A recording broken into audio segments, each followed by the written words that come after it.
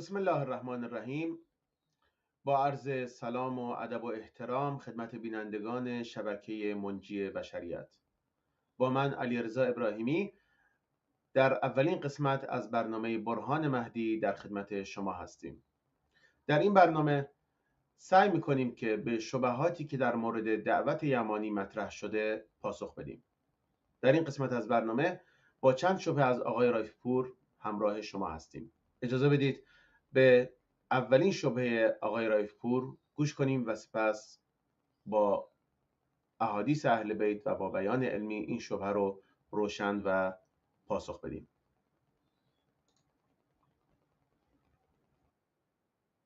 دیدار مکرر بقیت الله الاعظم به صورت مکرر در خواب و بیداری. من هر روز تو خواب بیداری بابامو میبینم. ایشون میگفت در حالی که ما نامه داریم از خود آقا صاحب الزمان، در یک از توقیاتشون فرمودن پس هر کس ادعای مشاهده کرد قبل از خروج سفیانی و صیحه آسمانی کذاب مفتر. سوال اول آقای رایفپور، در کجا سید احمدالحسن علیه السلام گفته که هر وقت اراده کنم با پدرم امام مهدی علیه السلام در خواب یا بیداری میتونم دیدار کنم؟ در کجا احمدالحسن علیه السلام همچین چیزی رو گفته؟ مسئله دوم، در مورد توقیع امام مهدی علیه السلام یا همان نامه امام مهدی به سفیر چهارم، بیاییم این نامه رو با هم بررسی کنیم. در کتاب غیبت شیخ طوسی و کتب دیگر این نامه ذکر شده. امام مهدی علیه السلام در یک نامه‌ای به علی بن محمد السمری سفیر چهارم در غیبت صغری این رو فرموده، تا اینکه میاد میگه به زودی از شیعیان من کسانی میآیند که مدعی دیدن من هستند. بدانید که هر کس پیش از خروج سفیانی و رسیدن زمان صیحه آسمانی ادعا کند که مرا دیده است، دروغگو و افترا زننده است. ولا حول ولا قوة الا بالله العلی العظیم. خب قبل از اینکه بیایم این توقیع رو بررسی کنیم و به این شبهه پاسخ بدیم، حدیثی از امام رضا رو با هم بخونیم. امام رضا علیه السلام میفرماید ان فی اخبارنا متشابها که متشابه القرآن و محکما که محکم القرآن. امام رضا میگه در احادیث ما، در اخبار ما همچو قرآن محکم و متشابهی وجود داره. پس احادیث متشابه را به محکم ارجاع بدید تا هدایت شوید. یعنی فقط متشابه رو تبعیت نکنید وگرنه گمراه میشید. سوال اول آقای رایفپور، آیا این نامه امام زمان، این سخن امام مهدی علیه السلام محکم است یا متشابه؟ اگر گفتی که محکم است، پس چرا علمای دینی در فهم این حدیث برداشت مختلفی دارن؟ برای مثال ببینیم آقای علامه مجلسی در بهار الانوار جزء 52 صفحه 151 چطور برداشتی از این حدیث داره. آقای مجلسی میفرماید که لعله، احتمال میده، احتمالاً. امام میگه اونایی که میان میگن امام رو دیدن اونا رو تکذیب کنید، باور نکنید، میگه احتمالاً منظور امام این باشه کسانی که بیان بگن امام رو دیدم و من نائب امامم و از جانب امام براتون خبر آوردم، یعنی مثل 4 سفیری که در غیبت صغرا بودن. این برداشت آقای مجلسی. یعنی اگر کسی اومد بگه من امام رو دیدم و نائب امامم و براتون از جانب امام خبر دارم، این یک. اما برداشت آقای طباطبایی در بهار الانوار جزء 53 صفحه 319، آقای طباطبایی یه برداشت دیگه ای دارن. میگه که و ان المشاهد المنفیه، میگه منظور امام کدوم مشاهد است که تکذیب کنید؟ اون نیست که کسی که امام رو دیدار کنه و در لحظه دیدار بدونه که این شخص امام زمانه. چون داریم در یک سری از قصه های بزرگان دینی در تاریخ ذکر شده که مثلا شیخ فلانی، سید فلانی امام رو دیده، ولی بعد از اینکه امام رفته تازه متوجه شده که اون شخص امام مهدی علیه السلام بوده. آقای طباطبایی میگه احتمالاً منظور امام اینه که اون شخصی دروغگوه که در حین دیدار با امام بدونه که این شخص امام زمانه. خب ما اینجا دو برداشت مختلف داریم از این حدیث. در نتیجه این حدیث متشابهی است. این مسئله اول. مسئله دوم، آقای رایفپور، شما که به سند حدیث و علم رجال ایمان دارید، آیا بزرگان دینی این حدیث رو حدیث محکم و قطعی میدونن یا نه مرسل و آحاد و کلا ضعیف السنده، سندش ضعیفه، مرسله؟ آقای علامه مجلسی در بهار الانوار جزء 53 صفحه 318 میگه این خبر، این نامه امام، این حدیث، میگه واحد مرسل غیر موجب علما. میگه این خبر واحد و مرسله و فایده علمی نداره. و در ادامه میگه این حدیث تعارض یا اختلافی با اون قصه هایی که برای ما رسیده که مثلا فلان شخص امام رو دیده، فلان شخص از امام نامه گرفته، میگه این حدیث با اونها هیچ تعارضی نداره. میگه چون در اون احادیث و در اون قصه هایی که ذکر شده کراماتی دیده میشه که فقط از امام زمان صادر میشه. برای مثال آقای رایفپور، مگه نمیگید که امام مهدی به شیخ مفید چند نامه فرستاده؟ مگه نمیگید که آقای مرعشی نجفی رحمت الله علیه امام زمان رو دیده؟ مگه نمیگید که مسجد جمکران به دستور امام مهدی علیه السلام بنا شده؟ مگر نمیگید که سید بحرالعلوم رحمت الله علیه امام مهدی رو دیده؟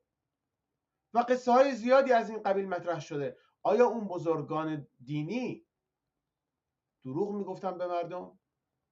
اگر طبق گفته شما دیدن امام مهدی در غیبت کبری غیر ممکنه، پس تمام اون قصه ها همش دروغ بوده.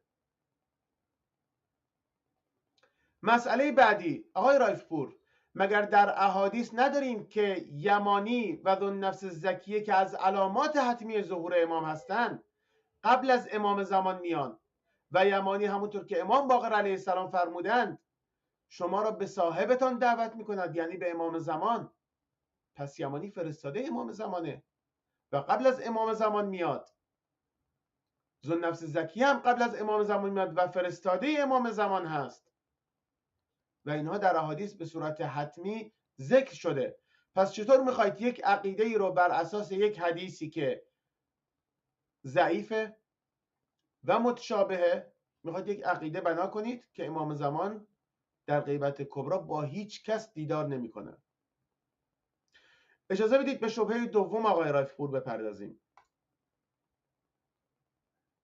حالا سفیانی هم من قبول، 7-8 سالم میگذرم، سهه آسمانی کو؟ یه صدایی از آسمون میاد که همه مردم دنیا میشنون. کو این صدا؟ کجا آمده؟ آقای رایفپور، برداشت شما از سیحه برداشت غلطیه. شما که میگید سیحه از آسمان میاد و همه میشنون، اول اینکه سیحه یک علامت ظهوره، یعنی این علامت ظهور شما رو به امام زمان نمیرسونه. به فرض بخوایم برداشت شما رو قبول کنیم که یک صدای آسمانی است، خب بعد از این سیحه 100 نفر اومدن ادعای مهدویت کردن، شما چطور میخواهید مدعی راستگو رو از دروغگو تشخیص بدید؟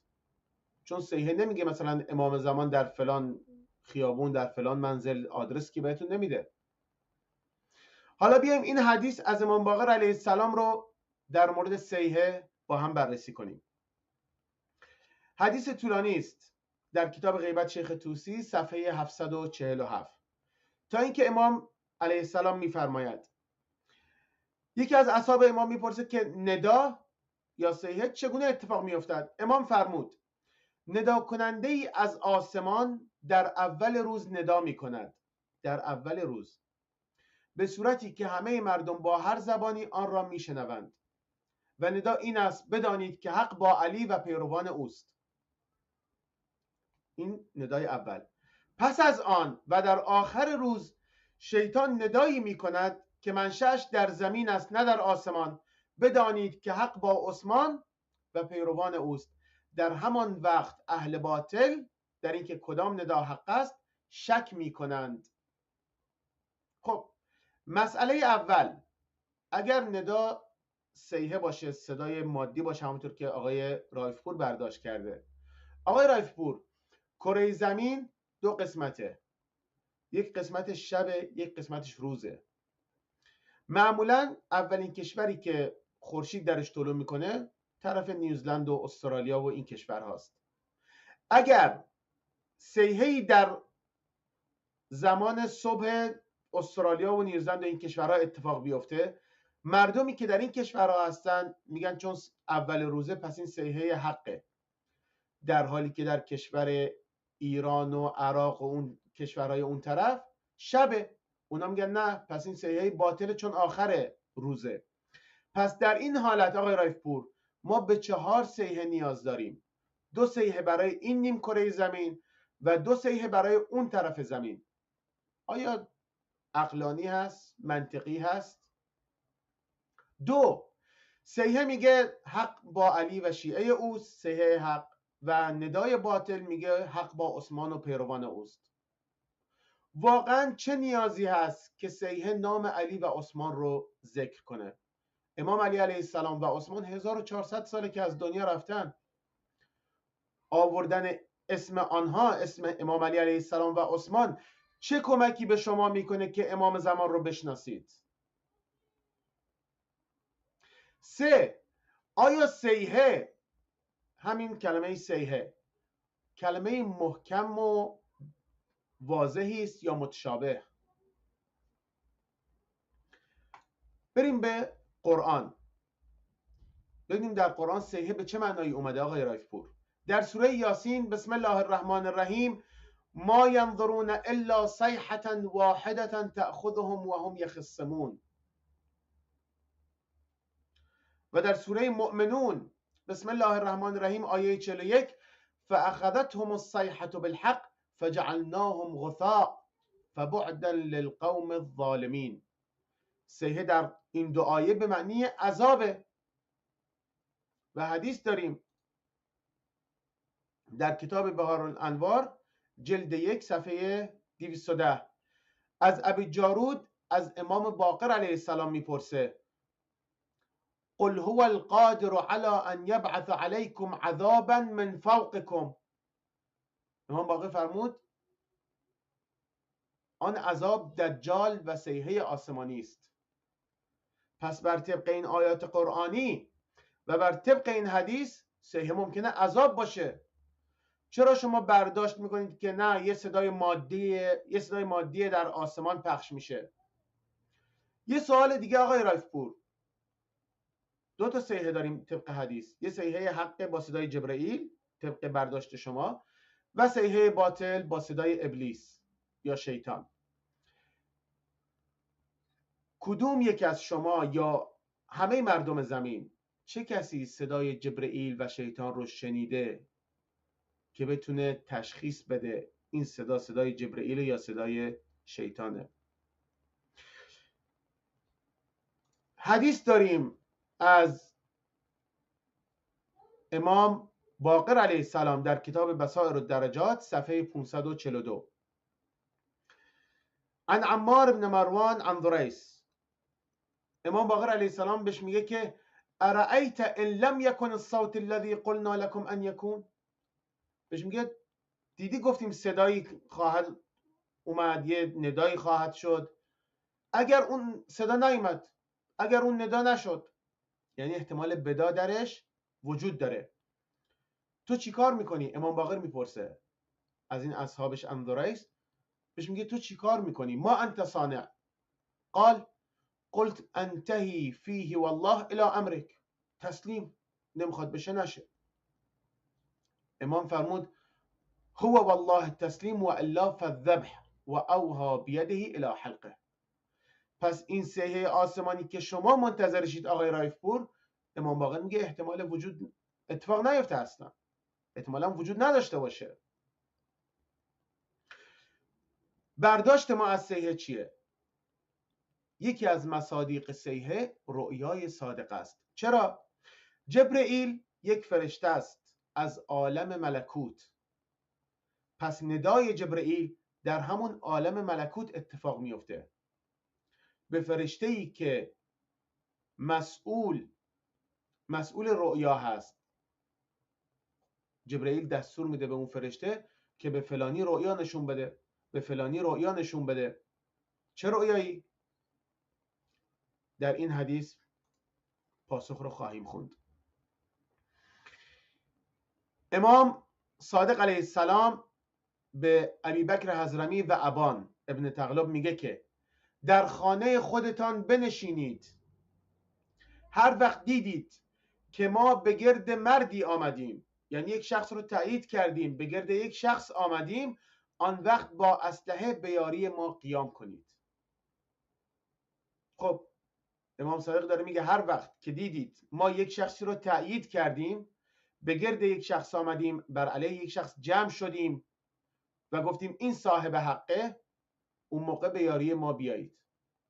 یه سوال آقای رایفپور، در این عالم جسمانی، در این دنیا، چطور میشه همه اهل بیت الان جمع بشن و اشاره کنن به شخصی و بگن این صاحب حقه، همه برید ازش پیروی کنید؟ از حضرت محمد صلی الله علیه و آله تا امام عسکری در این عالم وجود ندارن، وجود جسمانی ندارن، از دنیا رفتن. پس چطور میتونن همشون حاضر بشن و شهادت بدن به جز در عالم ملکوت، در عالم رؤیا؟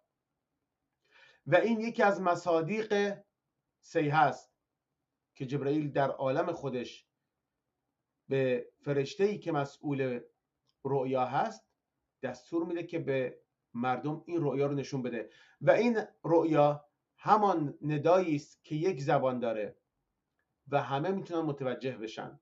حالا چه اون شخص میخواد فارسی زبان باشه، عرب زبان باشه، فرانسوی، انگلیسی، هر زبانی میخواد داشته باشه، عالم رؤیا یک زبان بیشتر نداره و برای همه قابل فهم و درک هست. این یکی از مصادیق صحیح است آقای رایفپور. در اینجا به پایان قسمت اول از این برنامه میرسیم. امیدواریم که این قسمت از برنامه فایده علمی برای بینندگان عزیز داشته.